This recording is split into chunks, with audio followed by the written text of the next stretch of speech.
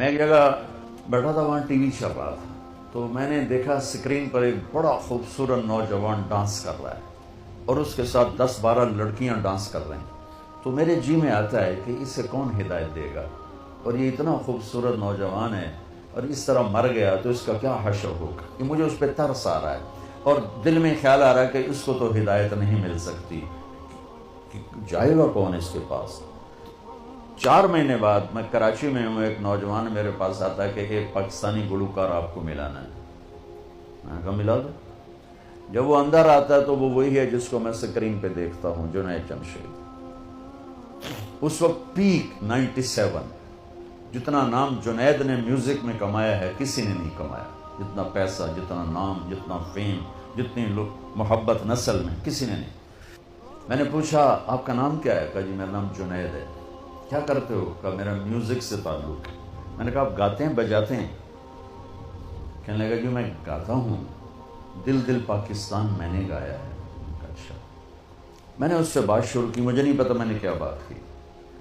تو وہ نا پہلے یوں منہ چھپا کے بیٹھا تھا، پھر اس نے یوں کپڑا ہٹا دیا اور ایسے کر کے میری سنتا رہا۔ پھر مجھ سے کہنے لگا ایک سوال کروں؟ میں کہا کروں۔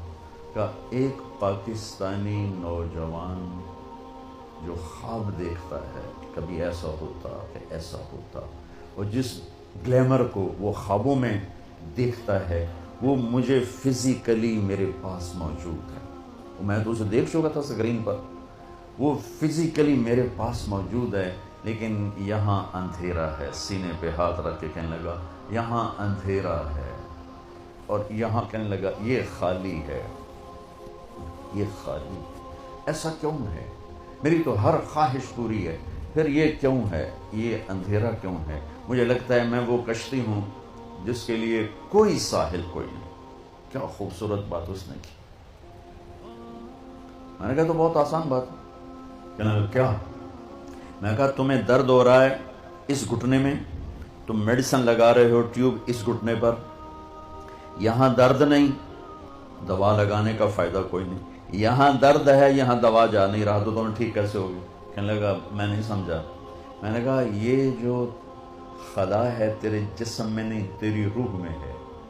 روح کو لڑکی کا نہیں پتا، روح کو میوزک کا نہیں پتا، روح کو شراب کا نہیں پتا، نشے کا نہیں پتا، اسے صرف 2 کا پتہ ہے، ایک اللہ جس نے اسے بنایا، اور ایک اللہ کا نبی جس نے اسے اس کا صحیح طریقہ سمجھایا۔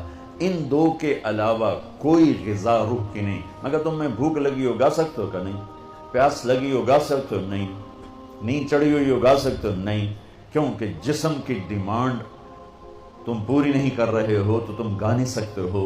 ایسے ہی روح میں ایک فریاد اٹھتی ہے جب اس سے آپ اللہ کا تعلق نہیں دیتے، جب آپ نماز نہیں پڑھتے، جب آپ سچ نہیں بولتے، جب آپ حرام سے نہیں بچتے، جب آپ جھوٹ سے نہیں بچتے، جب آپ نافرمانی سے نہیں بچتے، جب آپ نشوں سے نہیں بچتے ہو، تو پھر اس کے اندر ایک فریاد پیدا ہوتی ہے، ایک پکار پیدا ہوتی ہے۔ وہ فریاد اور پکار وہ ڈپریشن بنتی ہے، وہ اینزائٹی بنتی ہے، وہ بیماری کچھ نہیں ہے، وہ صرف